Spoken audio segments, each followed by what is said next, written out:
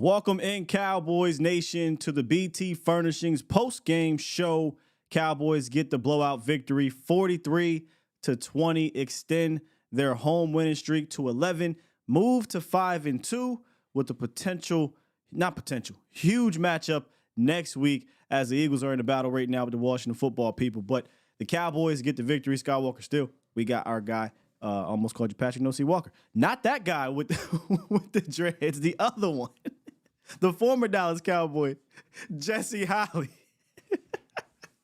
I'm distracted, man. I was telling Jesse I got my eye on this game, and I'm also doing my job here. But what's happening, Cowboys Nation? We moved over to 5-2, and what a fantastic game, Jesse. We get a chance to do a little flexing at the end of the game here. Rams came out, got their touchdown, but that was pretty much it after that. Dallas picked up where they left off, and boy, did that offense explode at the crib, Jesse Holley.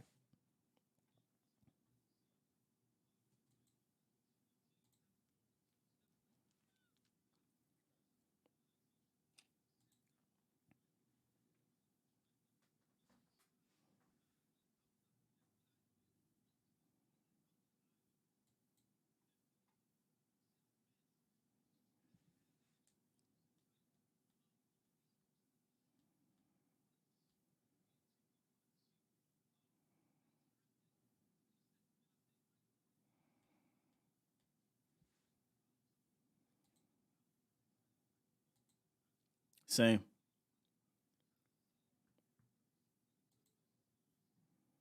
Oh, my bad. My bad, Joe. I saw creativity. I had you muted. You're good now. Run it back. So you say you're excited to see what happened with the offense. Go back and watch the film. Apologies. Yeah, I want to go back and watch the film because we've been asking for this offense to have that explosive feeling to it all year long. And Mike McCarthy, it seems as if he used that bye week to kind of really self-evaluate himself and go, okay, here's what I can get better as a play designer, a play caller, a play schemer. And you saw tight formations, bunch formations. You saw different splits. You saw pre-snap motions. You saw different guys getting involved. And so that's what you wanted to see. Dak Prescott, another efficient day. And that's the thing. You can be explosive and still be efficient. 25-31 for 304 yards, and not one, not two, not three, but four touchdowns. And you saw your big wide receiver, your star, your wide receiver one, CeeDee Lamb, 14 targets for 12 catches for 158 yards and 2 touchdowns. These are the type of things that you want to see from this offense, from your quarterback, from your number one wide receiver. This is what you're going to need if you're really going to contend. Now, we'll talk about next week, a little bit later on. But for today, this was a fantastic showing and all across the board. I mean, talking about winning all 4 phases of the football game, offense, defense, special teams, and coaching. The Cowboys were on their game today, and the Rams had no answer. They had no answer, and then when Matthew Stafford hurt his thumb, they really didn't have an answer. And it was good to see a team who we kind of thought was a little bit, hibernating offensively, come out and really show themselves that, hey, we still are a team to be reckoned with when it comes to the offensive game. And Mike McCarthy, you know what? I think he may have won, and it may only last a week, but I think he's won the favor back from the fans with his performance today. At the very least, in the past game, and again, that's why, like you said, I can't wait to go see the film, because I think the concepts kind of mirrored a little bit of what we saw against the Chargers, where it was more aggressive in the way they were doing things, and not, again, I hate to harp back a couple weeks ago, but out there in California, things did not look this way. So if we can continue to build on top of that on that side, I think it'll be nothing but good things to look forward to in the pass game, because like we've been saying for a while, whether you like the guy or not, Dak Prescott can throw. Dak Prescott can drop back, scan the field, and get the ball to his guys if you allow him to cook, per se, right? If you allow these routes to develop, if you allow him to step up, use his legs and move. But if you're going to just go 1, 2, 3 slants and hope for the best, you cannot do that throughout the season, in my opinion, and expect to get an explosive offense. So it was good to see them mix in some concepts deep down the field and actually hit those plays. The deep ball to Brandon Cooks, you know what that does now? That gets put on film. So now when teams go out there and see, okay, I got Brandon Cooks 1-on-1 with Keller Witherspoon, that's food. Now let me put a safety over top, and boom, now I get Jake Ferguson up the seam for a touchdown, right? So you need to put these things on film and not just from hey, you're a clear out guy. You need to execute at those situations. So Cooks gets on the board, back-to-back games now for a touchdown. CeeDee Lamb with a career day. I don't think we could just gloss over that, man. 12 receptions on 14 targets, $158, 2 touchdowns. Just smooth. Just looks like a smooth operator out there. And that's back-to-back weeks now. 19 receptions in 2 weeks. From now on, that's how you drive. Okay? I don't ever want to see this man finish with 4 targets ever again. They were very deliberate in getting him involved. And when you do that, man, good things are going to happen. Absolutely. Listen, this is the National Football League where the cream always rises to the top. There's a reason why, guys, we talk about tiers and we talk about paychecks and how guys get paid.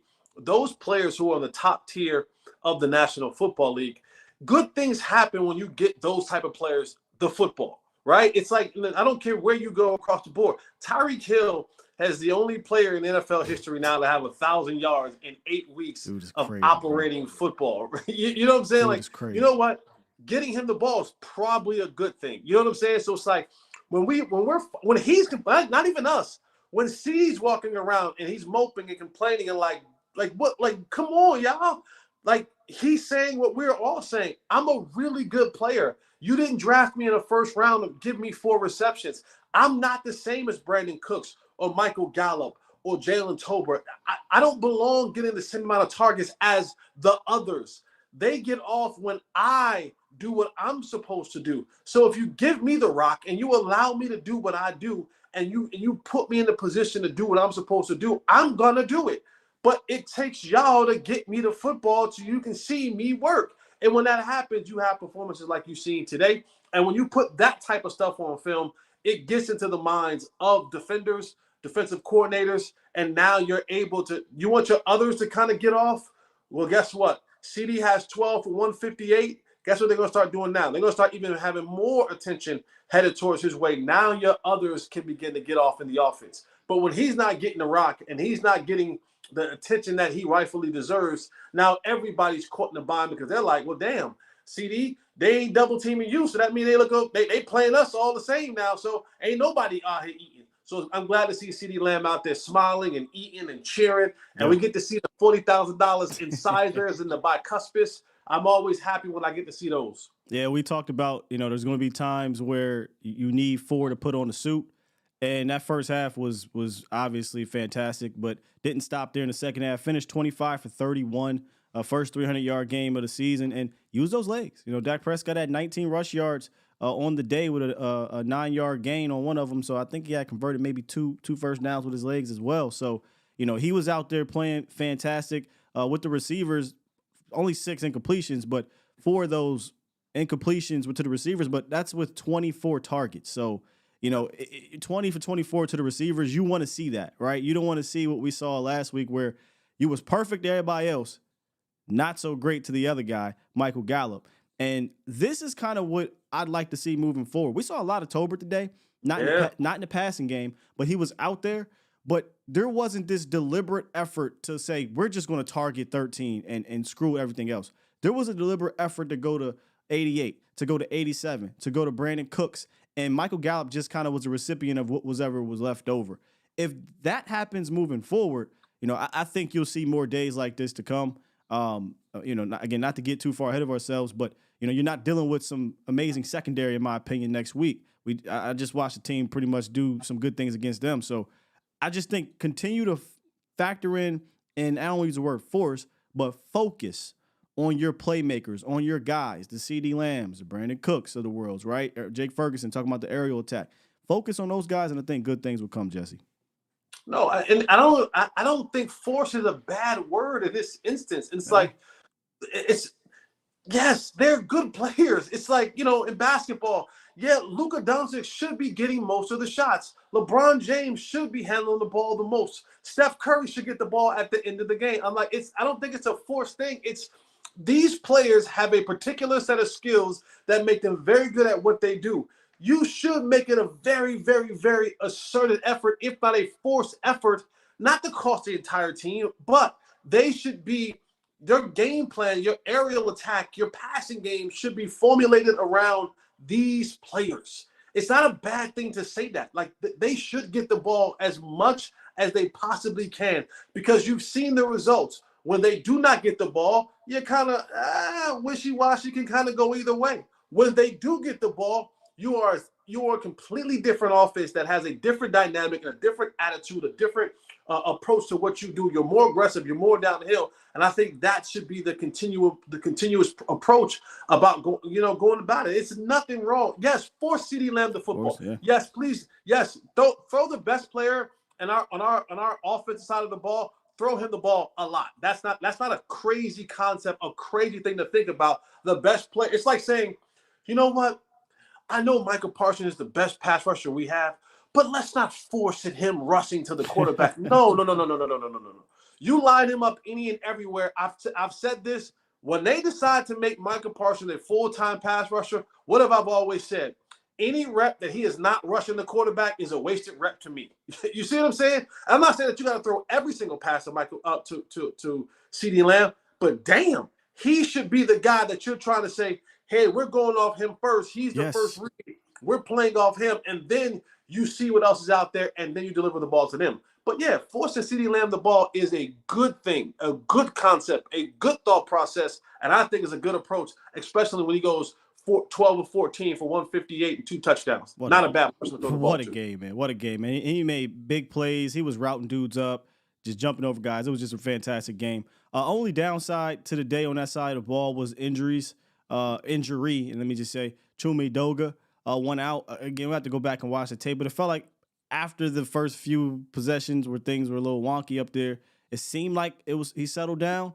Again, we'll have to watch the tape. But then he went out. He got his leg somebody fell on his ankle and he went down, and Austin Richards came in. And I couldn't help but think about what happened against the Niners when DB went out, Deron Bland, and the very next play, they attacked Noah Igbenogany, and it's a big play. Got called back on a penalty. And in my head, I'm like, okay, help Austin Richards on this play at least. It didn't help him. He gets whooped by Michael Hoyt. And fortunately, Dak with Hoyt, coming down on him or, about to tackle him, he gets it out to Brandon Cooks for a touchdown. But that is the only thing that concerns me a little bit is we could potentially be down to offensive tackle 3. And we had this conversation at the beginning of the game or in pregame. I'm moving Tyler out there. I'm just doing it.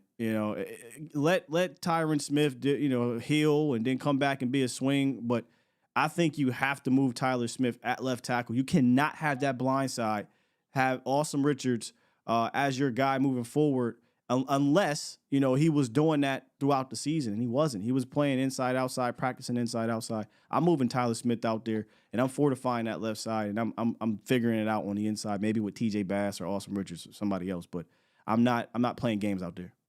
Yeah, that's the one area where you and I disagree. I just feel that the Cowboys have made a clear decision that Tyler Smith is going to play left guard. They haven't moved him outside all year long, and Tyron's been out in multiple games. And I don't know, with Chuma being out this week, maybe they go with Austin Richards and use things for help. But I think the Cowboys just kind of made a decision and saying, you know what, this kid's going to be our left guard of the future. And we're going to just figure out left tackle of the future, maybe to be a draft or be a trade or whatever it is. But I just feel like they just like we're not going to do this moving in and out with him anymore. And you hope that idea. You hope that Chuma is okay because or Tyron comes back next week because this defensive front against Philadelphia, you're gonna need everybody. You're gonna need everybody. If it's a short-term stint, I get it, right? Like, oh, it's one game, whatever. But if it's a long-term stint where Tyron might go to IR 4 games, right? I don't think you play with that. I don't think your best tackle on the team is playing guard. Like, I don't think you play with that if it's long-term. But I agree that they're stubborn in keeping him at guard in the short term. Let's see what happens if the guys got to be out for 4 or 5 games. I think that makes you change your mind a little bit. Maybe that pine will help change your mind, as they say. Let's see what happens. The BT Furnishing post-game show.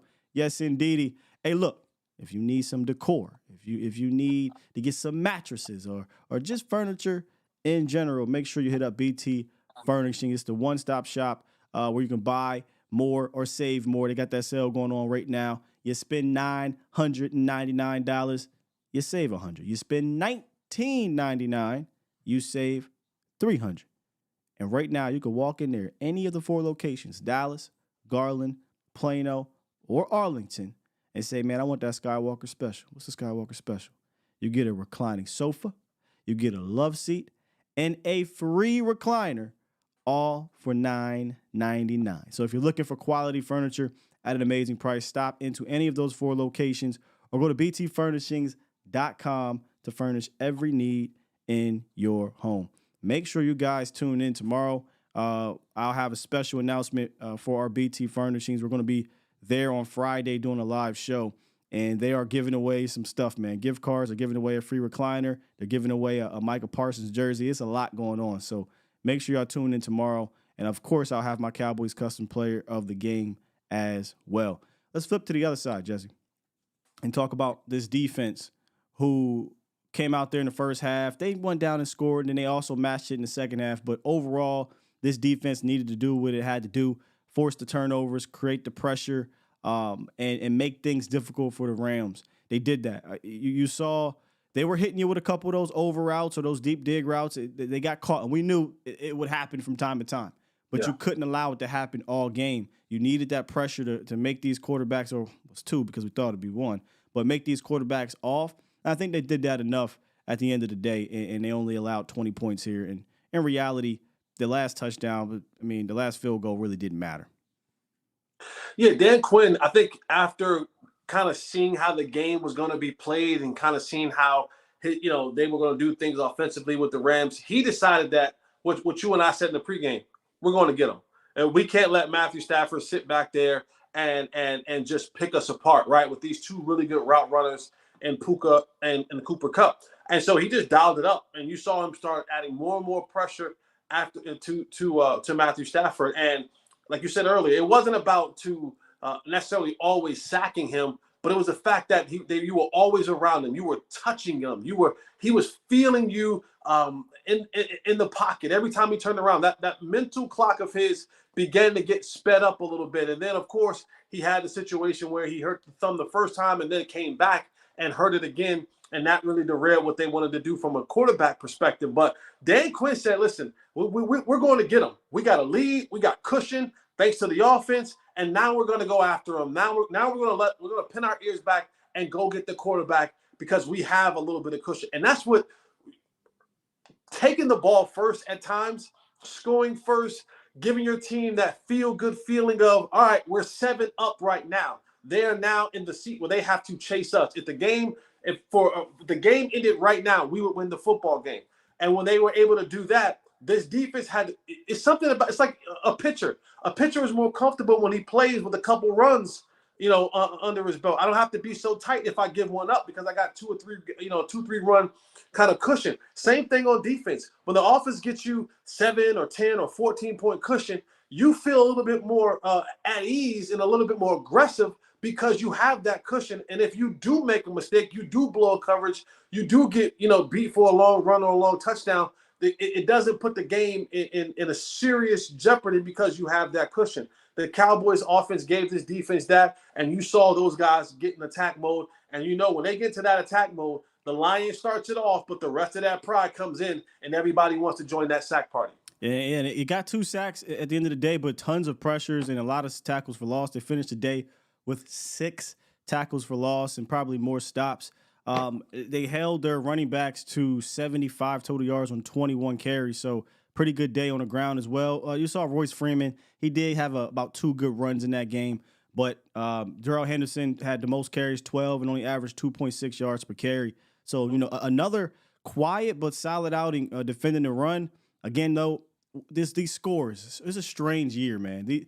These scores get so out of hand, it's kind of hard to evaluate certain things, but at least they didn't allow the monster play on the ground or anything like that. The biggest play in the air came on a screen to second half of the game. I think it was a Henderson. If you would have told me, though, this game, right, you finished with Puka Nacua with 43 yards on just 7 targets. Cooper Kupp, 10 targets, 21 yards, Jesse. I need to drop a bomb on that one. I mean, look, man. Sometimes you're going to get beat. Sometimes the play is going to happen. But you held those two gentlemen to 17 targets, 64 yards. That is a fantastic day defensively because if you go look at the previous games of these guys, they've been terrorizing the league, and your Dallas Cowboys absolutely shut them down in this one. Yeah, I mean, you're talking about those guys being the 4th and 5th receivers in the league as far as yards per receptions per game, reception yards per game. Excuse me. Yeah. I mean, they eat, and for you to go out there today, and again, it's the pressure, it's the constant pressure with Matthew Stafford. They like the long developing routes, the routes that take a little bit of time to happen down the football field. They want the chunk plays. They want the 16 to 18 yard digs. They want those deep overs. So all those routes take some time to develop. And when you can't stand in a pocket or you can't move, shift over one step and buy some more time, it's tough for those down the field routes to happen. That's what they want to do. They hang their hat on that. And the Cowboys had a really good plan in place, a different plan to not allow Matthew Stafford or whoever the quarterback to come in there and to have these long passes down the field be completed. And that's a credit to Dan Quinn seeing that, understanding that, and setting his defense to a place where he says, we're going to get them because if we don't, and you saw it, like when Matthew Stafford had the time, he was able to find who he wanted to throw the ball to, right? And you had to make a decision. It's either we turn the pressure up and we go get them and they beat us, or we stand back here and do nothing and they beat us. I like the odds of us going to get their quarterback more often than that quarterback standing in the pocket beating us. Yeah, that's Quinn's in DNA, right? Like we want to be aggressive, and aggressive is not always sending 6 or 7 guys. Right. It could be the twist stunts. It can, he had a fantastic design. I want to go check the film out where it was like, I wish we did it more often, where we showed him one thing and we had a zone blitz and it just confused Matt Stafford. And we'll throw that out there from time to time, but in this game, he played to his game, right? We play some man. We'll try to, deal with you guys on the back end in man coverage, and we'll blitz or not blitz, but we'll get pressure with our 4 or 5 guys. And it worked. It worked for the most part. And what helped, obviously, was getting up early. Because once you get up early, now you put the pressure on these dudes from a mental standpoint, and it's usually a wrap. I mean, there's not too many teams that I think the Cowboys are going to be up double digits like that, and they're going to just climb back into this game and win it. It's going to be really hard, which we talked about at the beginning of the game and pregame show. Take the rock, go down and score. And that's exactly what happened, whether help or no help. They went down there and did it. And from there on, you saw the pressure on that other side of the ball kind of ratchet up for Matt Stafford and the Rams, man. Yeah, and I like the one pressure that he's beginning to do a lot more often is he's setting Michael Parsons as right over the center, right over the center, and they're stunting on the outside. It's the same thing that the Rams do with Aaron Donald. They just do it differently. But right there, and now Mike is coming downhill with a center who's backing up. And with those quick hands and those quick feet and that power, the center doesn't know what's going to happen. I don't know if he's going to take me and push me back into the quarterback's lap, or is he going to go right or go left? And when Micah can get that two-way go with those 2 gaps on each side, man, that becomes a very dangerous man. And the quarterback has nowhere to step up in the pocket because he's coming right down the pike. So, like, even those type of things from Dan Quinn is setting Michael Parsons up in places where he can be successful and his defense can eat. It's the BT Furniture post-game show. Cowboys get the dub 43-20. Before I get up out of here, I happened to take a peek on Twitter, and I just got to smile real quick because Cowboys owner Jerry Jones on the trade deadline, quote, "It doesn't look like we'll be doing anything." So I got my button. Let me see here. I don't think I got my button no more, but I don't know, man. I don't foresee anything crazy happening, but that's just odd to say. Yeah, 2 days left. You never know what can happen, but do you think it might be something fishy there? You think something might come down the pike here in the next 2 days? I don't. You know what? I'm with you. I think this performance helps not make a trade. It's like if you come out of this game and there's let's just for whatever reason, let's just say the defense gets smoked and it's the opposite way around. The Cowboys lose 43-20 and Matt Stafford had 350 yards. then you go, well, you know, but I think this win kind of makes Jerry feel good. Oh, I think if there is a trade, I do. If I think if there is a trade, it's more of a depth trade than yeah. it is Yeah, a I agree. superstar trade. Like I don't think it's going to be like, you know, a big Amari Cooper name, trade. huh? You don't think it'd be a Amari Cooper trade? No, I think if it's a trade, it's a depth piece. Maybe it's like an offensive tackle or something like that. Now that you know that the Chuma's down, I don't think it's going to be one of those, one of those defining moment trades. We go back and we look and go, oh, when they brought in Aaron Donald at the trade deadline, this Cowboys fortified their. I don't think they'll do That'd be that. dope. I think it should do the opposite. I think this victory should do the exact damn opposite and say, you know what? Well, we've seen it. This is like the 5th victory, maybe 4 out of the 5. There's been crazy blowouts, right? But when it's been tight, against some of these other teams, that I hope it's not losses that make you think about it because you had losses already. That should have made you already think about it. So I'd say coming out of this victory, another way to boost morale, go out there and add another piece. Do I think it'd be a big piece? Probably not. But last year they didn't need to get a big piece. Jonathan Hankins, he was quite literally a big piece. But Jonathan Hankins wasn't a household name. He wasn't some Aaron Donald, but he helped you, like quite literally helped to run, and then got in the playoffs, and no team really ran on you in the playoffs. So I'd say bust a move. What Bernie Mac say? Bust a move. Yeah, but Bust what move would you be comfortable with them busting? a depth move. Like I agree with you. I don't think they're going to ever. I shouldn't say ever because they went out and they got Amari Cooper. But you can add a backer, you can add a DB, you can add maybe some. I don't know about offensive line. Teams just not trading offensive linemen, Right. so I'll concede there. You can add a depth piece, or you can say screw the depth piece.